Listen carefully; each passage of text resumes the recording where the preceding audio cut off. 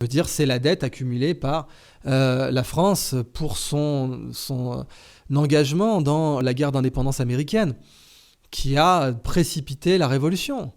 Ce sont des niveaux de dette qui ont précipité ensuite les guerres napoléoniennes, bien entendu, puisque c'est pour regarnir les caisses de la France que Napoléon est parti à la conquête de l'Europe, pas pour propager l'idéal de la Révolution. Soyons un peu sérieux 2 minutes.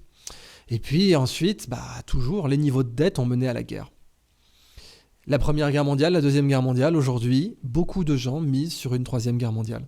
On est en train de nous l'imposer d'abord par les éléments de langage.